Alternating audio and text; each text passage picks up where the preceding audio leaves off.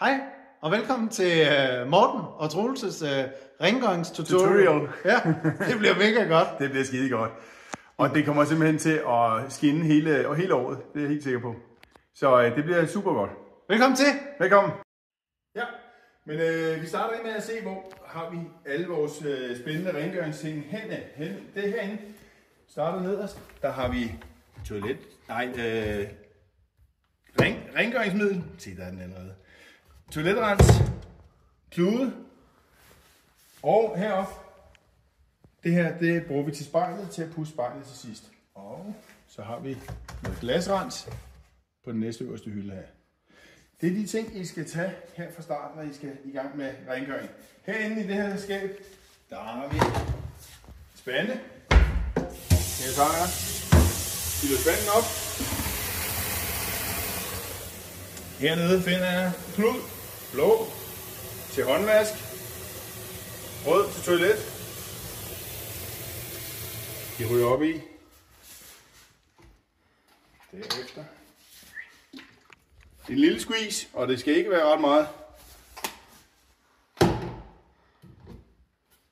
Så tager jeg det her med ud. Et viskestykke, og så er jeg klar til at gå i gang ude på toilettet. Ja, vi starter med håndvasken. Blå klud. Og så tager vi alt det, man nu rører ved her med en håndvask. Men den her, den kan man også lige give en tur. Men ellers så, og så gerne i den rækkefølge her. Fordi hernede i vasken, der kan jo godt ligge tandpastarester og sådan noget der. Så vi kører den her vej. Yes. Og jeg rydder lige kluden op. Og så giver jeg lige vasken en ekstra omgang.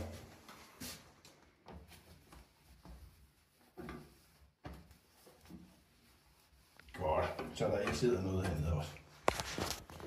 Morten, hvor tit skal man gøre det her? Det skal man gøre hver morgen. Det var sådan en blå klud. Den lægger herned. Så tager jeg fat i den røde klud. Men allerførst, så sørger jeg lige for at få flyttet alt det her toiletpapir her. Så det ikke bliver sprøjtet til, når vi nu går i gang med toilettet. Ja. Det er den røde klud, vi skal bruge nu, men der var lige en ting først, vi skal have med. Det er, I kan godt se hernede, der har været nogen før mig. Godt op under her. Jeps. Og hvordan er det, man siger? Når du har lagt en mukker, så giv børsten en dukker. Jep.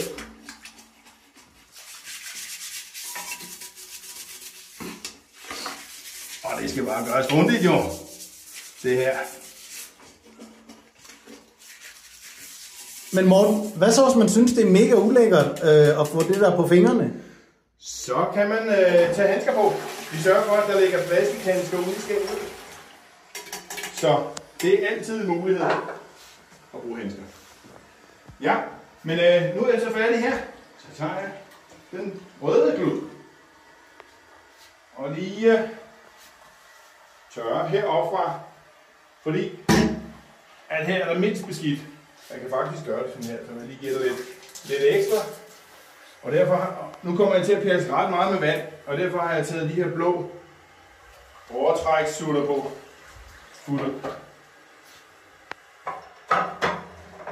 Ja, og så starter man deroppe, hvor der er mindst beskidt. Kører ned efter.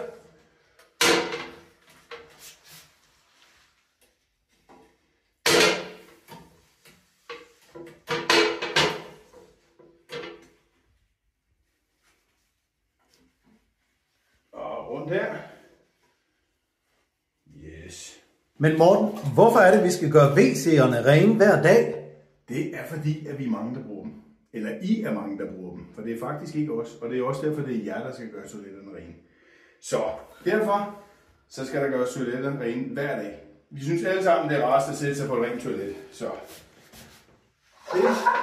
Og så bliver jeres forældre så glade, når I har lært det her. Ja, men nu skal jeg så herinde, nu tager jeg, og det er jo fantastisk. Det kan ikke sikkert, at I kan gøre det her derhjemme. Men her, der er vi så heldige, at vi simpelthen kan tænde for bruseren. Hvis den ellers skal tænde. Det kan den. Og så giver vi simpelthen lige, så skyller vi sæben af.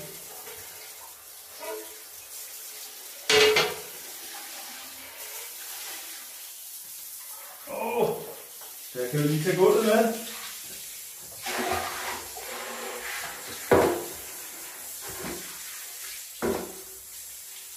Så er vi tilbage igen, Morten. Der er vand over det hele. Hvad gør vi nu? Og nu skal vi simpelthen til at have tørret det vand op.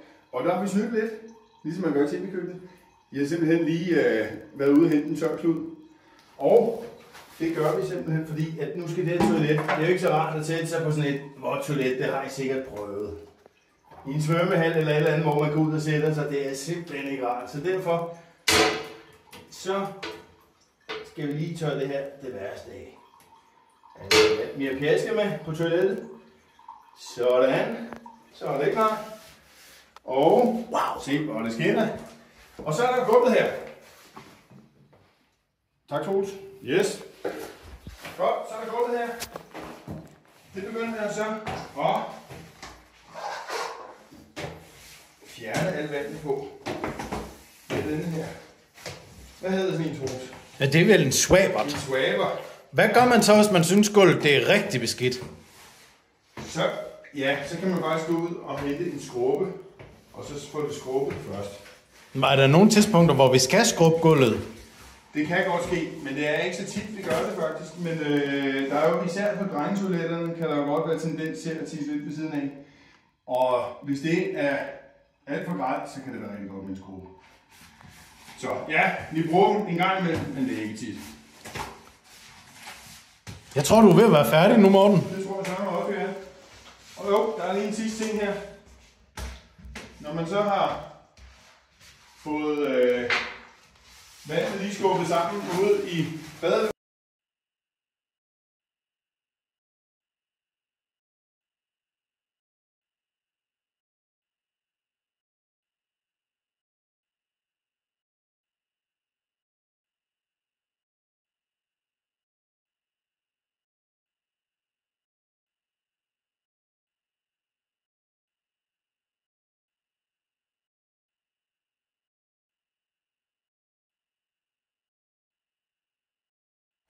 Ja, vi mangler lige spejlet.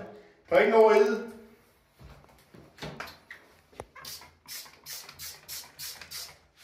Yes. Og så er det slut med, at det går godt ud lige for en kort stund. Men det er hurtigt klaret, når man så lige har tørret over med viskestykket her. Vender lige om en gang. Kører over en gang til.